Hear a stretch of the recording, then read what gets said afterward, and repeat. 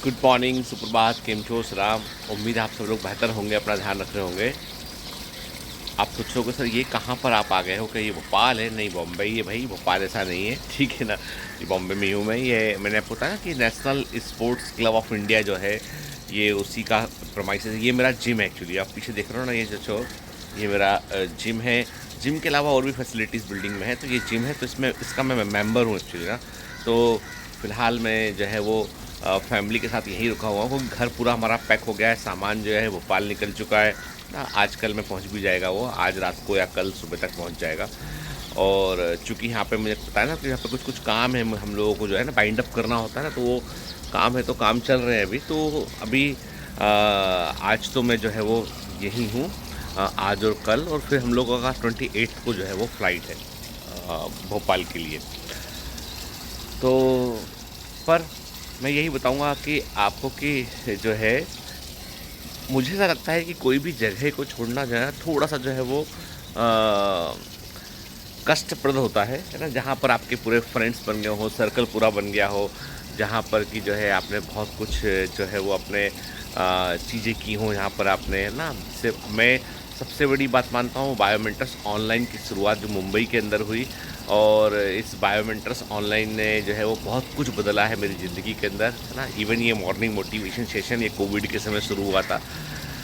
और मैं यही बोलूँगा कि बहुत सारी चीज़ें जो है वो लाइफ में जो होती है ना, मतलब जो मिलती चली जाती हैं, जिनके लिए हम प्रयास करते हैं, तो वो सिर्फ इतनी सी बात है कि मतलब मैं ऐसा मानता हूँ कि हम सिर्फ अपना कर्म करते हैं, बाकी तो सब ऊपर वाला देखता है।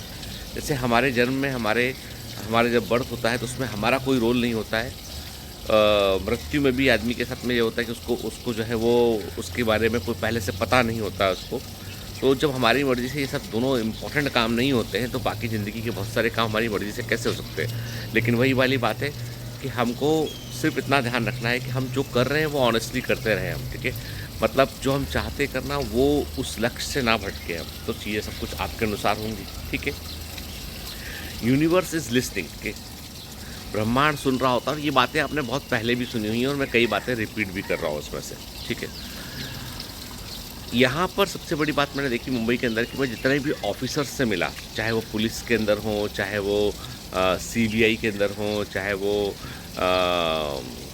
ईडी में हों, चाहे वो जो है वो अपना मेडिकल फील्ड में हों, चाहे मिनिस्टर्स के पीए हों, जिन भी लोगों को मैं जाना यहाँ पे मिला, उन सबसे मैंने उनकी अपनी कहानी मैंने पूछी उनको, तो मैंने देखा कि 90% से अधिक लोग जो है वो एकदम हम्बल बैकग्राउंड से हैं, जिन्होंने लाइफ में बहुत स्ट्रगल किया, फिर वो वहाँ तक पहुँचे हैं वो, ठीक है। And they know the ground reality कि क्या जो है वो एक परिवार को किस तरह का संघर्ष करना पड़ता है। बहुत सारे लोग बिहार से हैं, उत्तर प्रदेश से हैं, ठीक है, और यूपी के भी उन इलाकों से, पिछड़े इलाके वहाँ से हैं। तो मतलब मैं आज जब कभी देखता हूँ किसी मेट्रोपॉलिटन शहर को देखता हूँ, तो मैं हमेशा सोचता हूँ कि शहर को चलाने वाले लोग कौन हैं। इस शहर को चलाने वाले लोग वहाँ के जो अफसर हैं, जो वहाँ के म्यूनसिपल कॉरपोरेशन है, वहाँ का जो पुलिसिंग डिपार्टमेंट, मतलब जो भी है, उसमें यदि आप जाके इंसानों को देखोगे तो इंसान जो है वो बेसिकली